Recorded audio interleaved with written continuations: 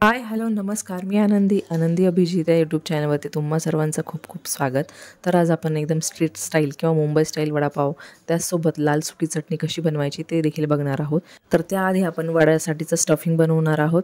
तर एका ग्राइंडरमध्ये मी 7 ते 8 लसणाच्या पाकळ्या 1 इंच आलं असं बारीक करून घेतलं आहे. त्यानंतर आवडीनुसार तुम्ही हिरव्या मिरच्या वापरायच्या आहेत. तर इथे मी जवळपास 7 ते 8 मिरच्या देखील घेतलेल्या आहेत. त्यानंतर 7 ते 8 पानं मी कढीपत्त्याची वापरते आणि हलकीशी कोथिंबीर इथे मी घालते.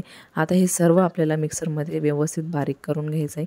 तुम्ही हे बारीक करताना मीठ देखील यामध्ये घातलं तरी देखील चालणार आहे. तर हे बघा, तर अशा पद्धतीने इथे आपली जी चटणी आहे बटाट्याच्या भाजीसाठीची, तर ती इथे रेडी आहे. तर आता आपण काय करायचं आहे की बटाटे जे आहेत ते उकडून घ्यायचे. तर इथे मी ऑलरेडी 2 बटाटे आहेत ते उकडून घेतलेले आहेत.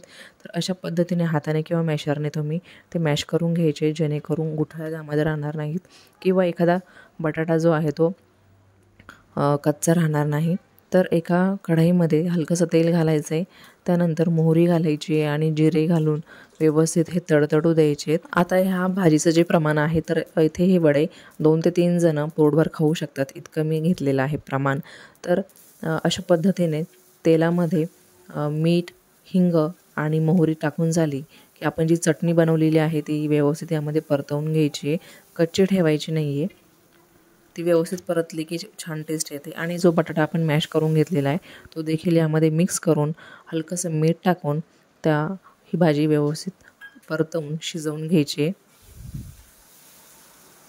तर बटाटा आणि जी चटणी आहे ती व्यवस्थित मिक्स करून झाली की हलकंसं त्यामध्ये तुम्ही लिंबाचा रस जो आहे तो घातला तरी चालेल. तर आता इथे आपण बेसन पीठ तयार करून घेऊया. त्यासाठी मी 1 ते 2 वाटी बेसन पीठ घेतलं आहे. नंतर चिमूटभर हळद घालायची, जेणेकरून कलर हा सुरेख येतो. आणि चवीनुसार इथे मी मीठ घातलेलं आहे. तर कोरडं मिश्रण हे व्यवस्थित मिक्स करून घ्यायचं आहे, जेणेकरून सगळं हे व्यवस्थित मिक्स होतं. आणि पाणी टाकून आपण नेहमी जसं बॅटर बनवतो तळण्यासाठी किंवा वडे तळण्यासाठी, तर त्याप्रमाणे असं थोडंसं फ्लोई बॅटर आपल्याला इथे तयार करून घ्यायचं आहे. तुम्ही बघू शकता. तर बटाट्याची जी चटणी आहे मी थोडीशी वाफवून घेतलेली आहे. तर ती देखील इथे आपली रेडी आहे. आता ही जी चटणी आहे ती एका दुसऱ्या भांड्यात काढून घ्यायची, जेणेकरून ती थंड होईल लवकर आणि आपल्याला जे वडे आहेत ते पटकन बनवता येतील. तर अशा पद्धतीने मी छोटे छोटे त्याचे बॉल बनवून घेते.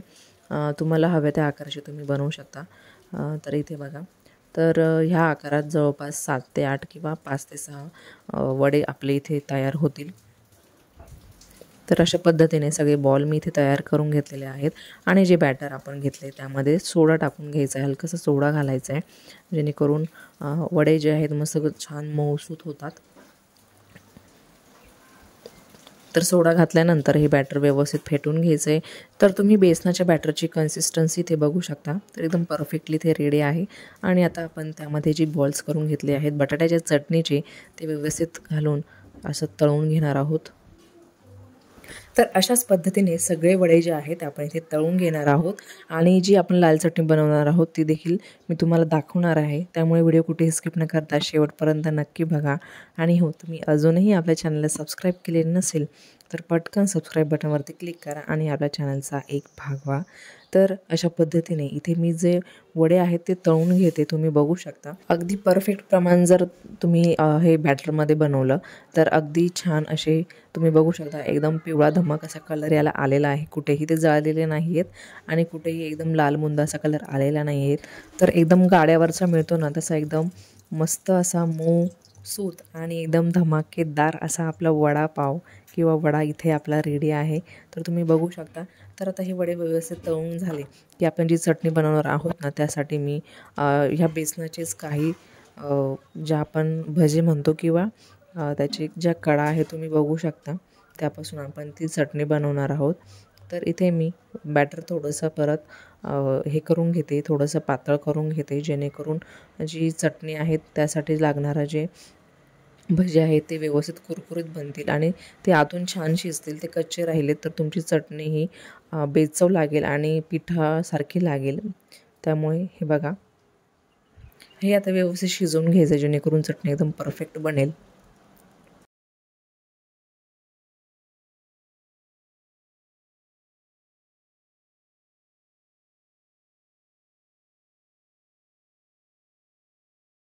तर हे आता थंड झालं की मिक्सरमध्ये व्यवस्थित ग्राइंड करून घ्यायचे. 7 ते 8 लसणाच्या पाकळ्या ह्या आपण त्याच्या सालासकट घ्यायच्या आहेत, व्यवस्थित घ्यायच्या आहेत.